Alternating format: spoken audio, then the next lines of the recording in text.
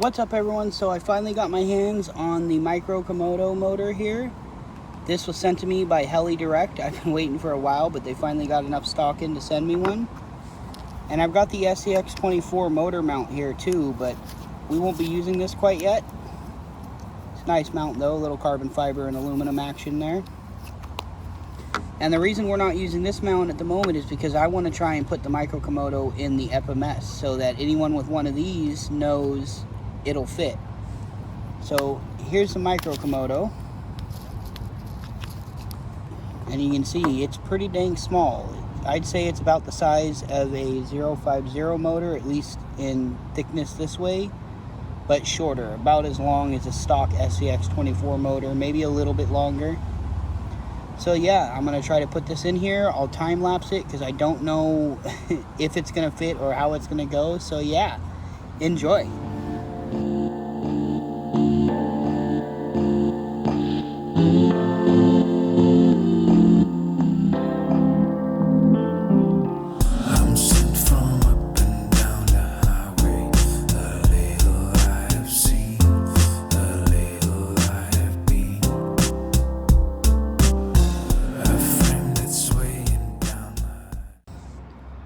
Sorry, I had to interrupt the time lapse here.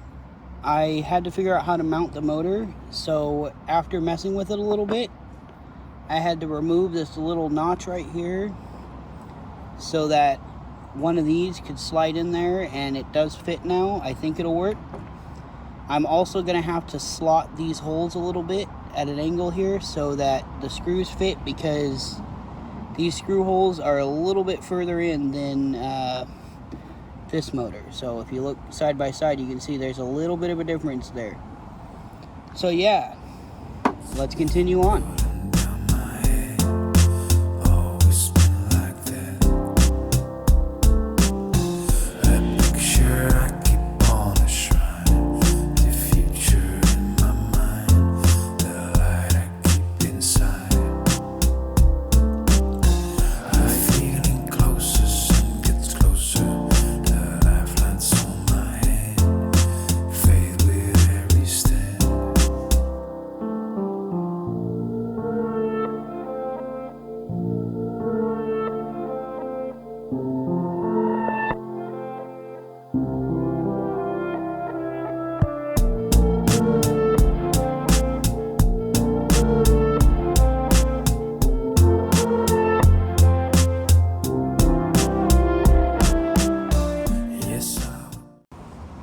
So I hope you enjoyed the time lapse. As you can see, it's all back together now. Unfortunately, I ran out of storage on my phone while recording that, so it ended a little short, but you know, it is what it is.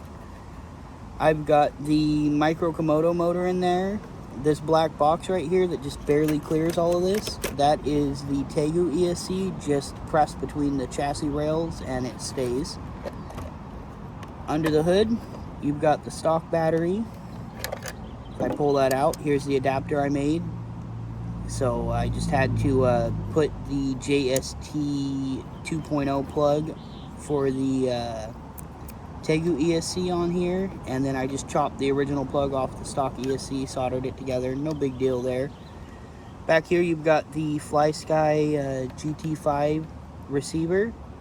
Now this was a little trickier to get in because I had to take the body off the interior and then put it together with the receiver right here, because I'm not sure how well you can see it, but there's a little nub right here that kind of gets in the way, but it does hold the receiver if you put it together with it in there. But I had to do it with all the wires attached, so it made it a little trickier. Otherwise, it's doable, as you can see. So yeah, it works just fine.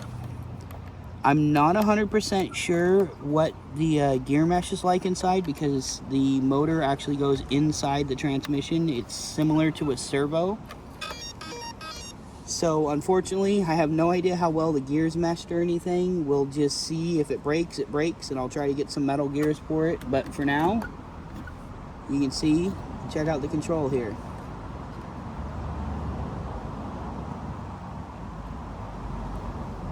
It's super slow. And then I'll put something in front of it. It's still going, believe it or not. That little tiny motor has some power. So there still is the issue with the ESC. I don't know if I can fix it by updating it. I haven't tried yet, but you get the slow speed, and then as you pull, suddenly it's fast. So here's the top speed quick. And as you can see, I'm not sure how well that mesh is. I might have to take it apart and do something about it. But for now, we're going to test it in the next video because I don't want this video to be too long. But yeah, I'm pretty sure this is the first FMS with a brushless system in it, at least a Furitek brushless system. Correct me if I'm wrong, but I haven't seen it done yet. So yeah, I hope you all enjoyed. Huge shout out to Helidirect for sending me the micro Komodo and the motor mount for the SCX24. If you'd like to save 10% on Furitek stuff, either go on to Helidirect and use my promo code TJRCGuy-HD or /HD.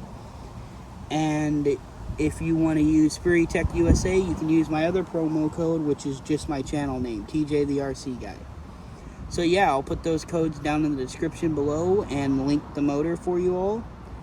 And yeah, like if you enjoyed it, subscribe if you haven't, it helps out. Share the video, that helps out a ton if you'd like.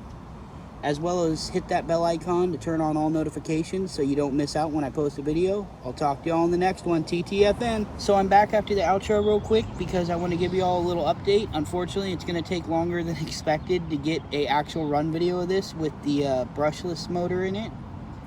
So I did get a small clip when I was testing it just to see how the control was on the rocks right over there on the course. And I'll include that right after we talk here. But as soon as I passed the camera to start to go up the dirt hill, I heard a pop and it no go anymore. So what happened is inside here we have these super brittle white gears. And you can see a chunk of the gear right there.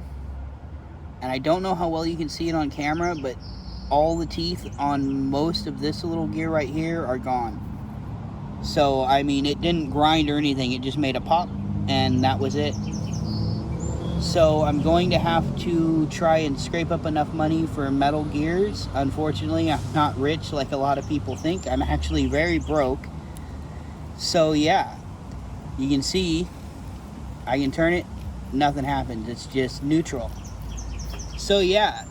It does work great. I did get the motor in. Unfortunately, the gears couldn't handle it. So I think it's about 17 or 20 bucks or so on Amazon to get some metal gears for this. I'll get them as soon as I can, and then we'll have a proper running video.